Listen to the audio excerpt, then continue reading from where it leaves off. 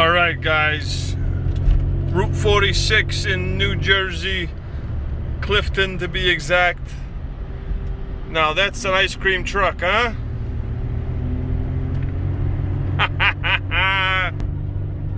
How do you like that? What's going on, everybody? How you doing? I hope you guys are all doing great. I'm doing pretty good. I feel invigorated. My pizza man took a half day today. He said, please, boss, he's like, my grandma's going back to Mexico. I would really appreciate it if I can get off for 4 today and go see her, because she's going to leave by the end, I think at the end of this week.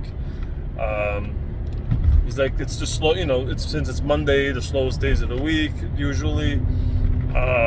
Would it be all right? And this kid has had a wonderful attendance record as of late. Let me change the lighting in here. Let me turn off the entire interior light and just turn on the front so I can get my face. How's that? All right. So I was like, all right, man, go see Abuela. It's cool. I got it. Don't worry about over here. I'll take care of it. So he was very happy, and he went. And oh my God, we got our asses handed to us. Well, I got my asses handed to me. We all did. My mom had to come in to help. We had me making pizza, 2 counter girls, and my mom. So 3 girls behind the counter doing phones, packing deliveries and whatnot. 4 drivers on the road.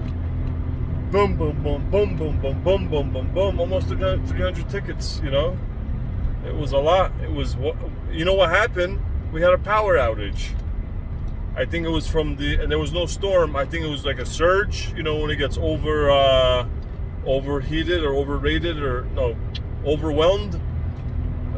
It was very hot. It was almost 100 degrees, and I think just usually in the beginning of the summer, when every goddamn house, even those holdouts, those cheap bastards that don't turn the AC on until it hits 95 or whatever.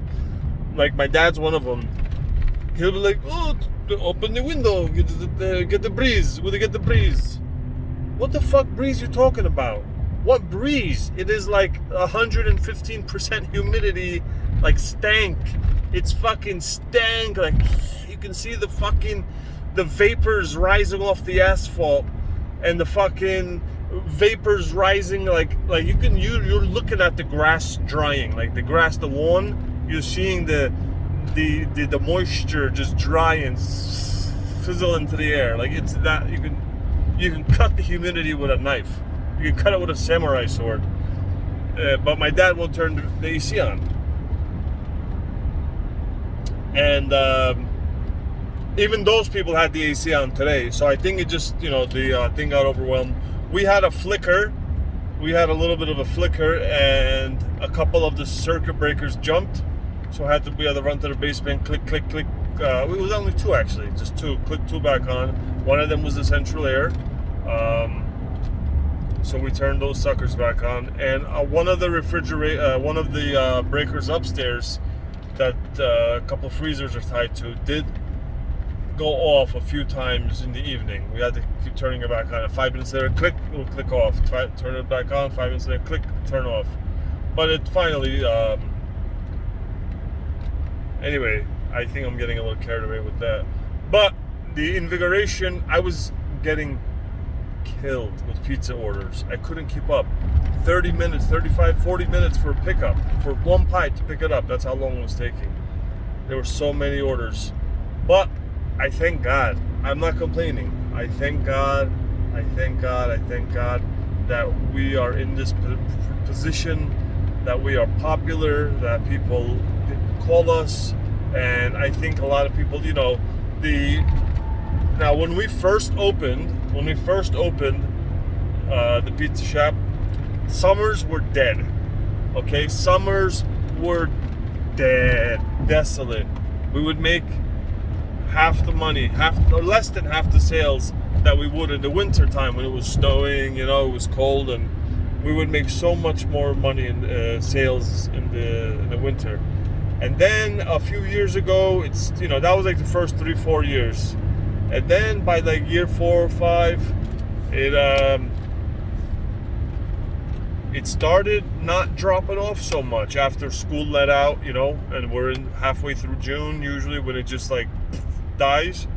It wasn't. It was okay. It was just still kind of, maybe a little bit, maybe a couple $100 a day, but not much. Now it's year round. It's the same, and we are working on year 8 open over there in that location. So for the Monday before July 4th to be as busy as we were today, and not just evening. It wasn't just the dinner rush. Lunch was busy too. Our lunch rush was busy as well. So people that are listening, if you take actions and live your life in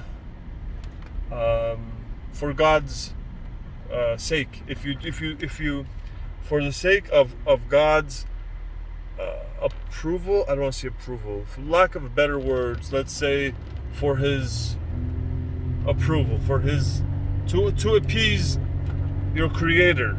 If you make decisions in your life, every decision in your life, you think, would this appease my Creator? Will this make Him happy or make Him proud of me or not?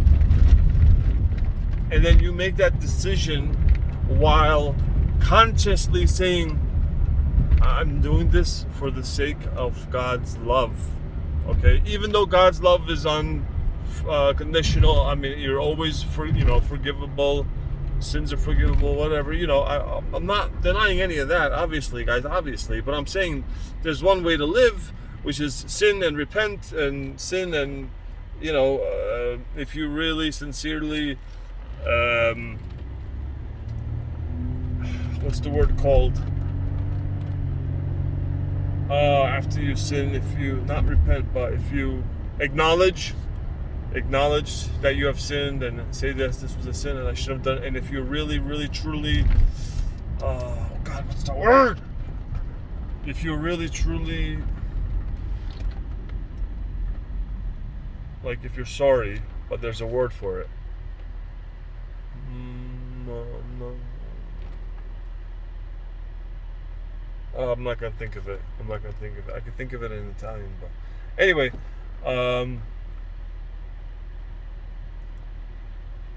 so I feel that all these blessings, they come from God.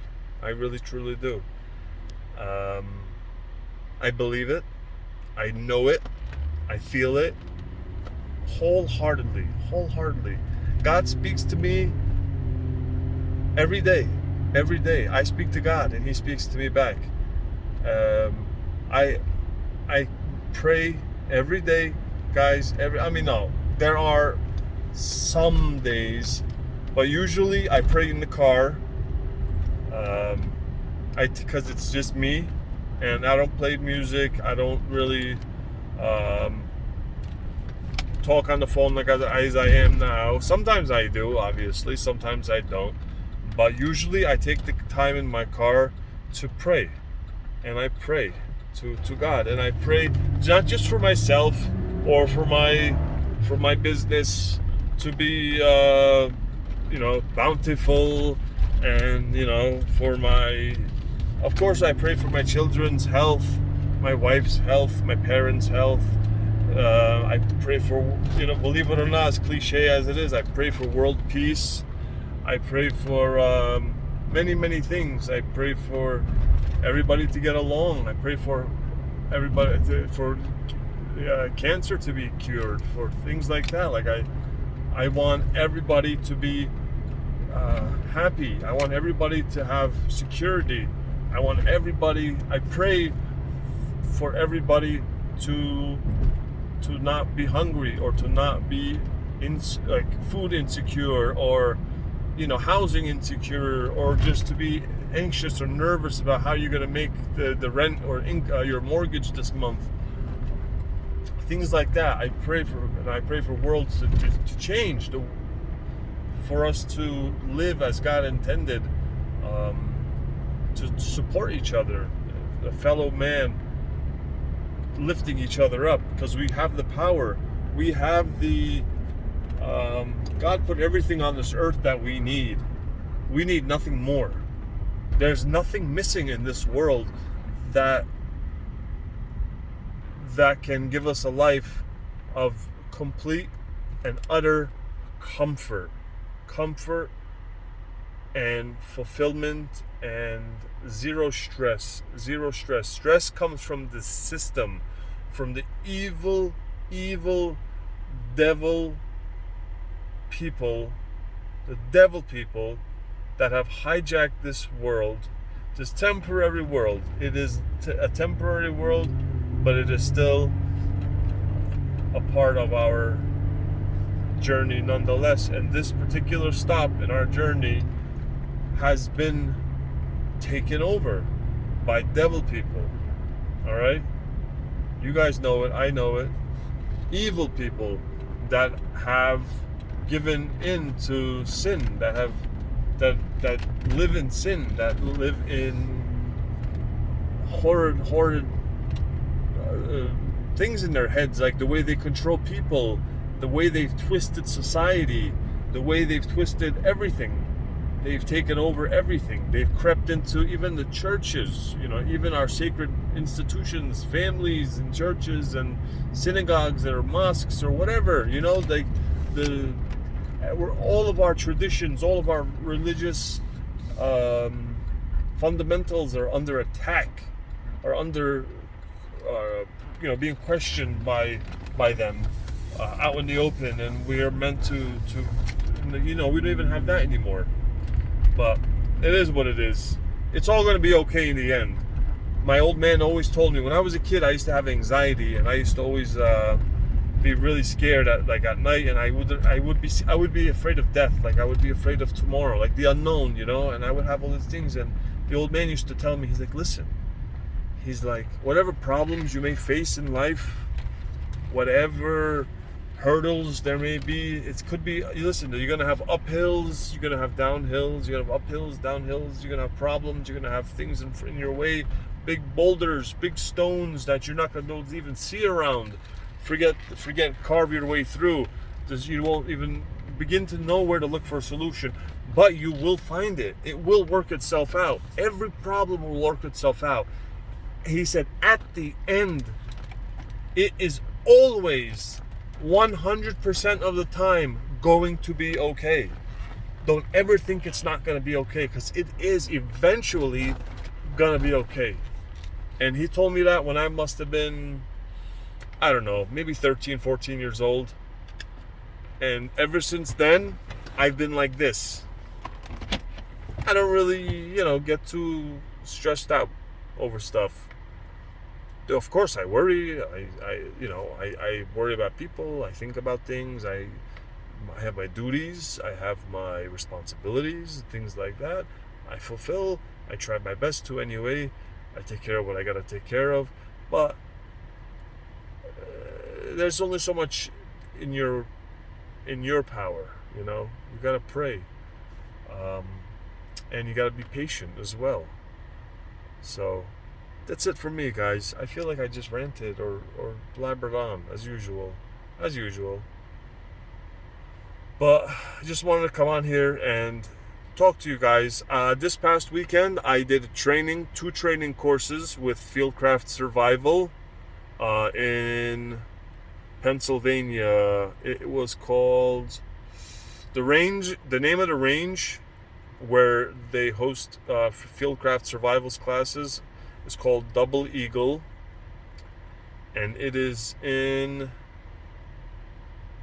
this is gonna drive me crazy, I can't in my memory. Anyway, it's Double Eagle it's in the Pocono region. It's in the Poconos. So anyway, I'm going back in August. So Saturday I took concealed carry pistol level 1, and Saturday I took gunfighter carbine, because they have gunfighter carbine and they have gunfighter pistol, and I took concealed carry pistol, and Saturday I took Gunfighter Carbine 1. In August 21st and 22nd, it's a Saturday and Sunday. I think it's the 21st and 22nd. They're gonna have Gunfighter Pistol 1 on Saturday. I mean on Saturday, and then Gunfighter Pistol 2 on Sunday. So that's gonna be awesome. I can't wait. I already put the 2 classes in my cart on fieldcraftsurvival.com. It's like $668 or something after tax. My wife's gonna be like, "You in this class is spending all this money on your gear and your classes and your ammunition and da da da da da." She's like, "And I don't even spend any money on myself. And you're so lucky to have a wife like me." I'm like, "Yes, I know, honey. I am. You're amazing." And yeah. So, but what I'm gonna do is I'm gonna say, "Hey, babe, this weekend, can we go to your parents' house? Let's go visit your parents. I really want to go visit them. I miss your dad and your mom." She's gonna be like, "Do you have a class or something in Pennsylvania?" I'm gonna be like, "Yeah." So that's usually what we do. When I have a class in PA, we'll go visit the in-laws, and then that will be my my launch pad. We'll go to the in-laws. I'm like, "Hey, we're here to visit," and then Friday night we'll get there. And then Saturday morning, it's like 7:30 in the morning. I'm leaving with, these rigs and stuff on.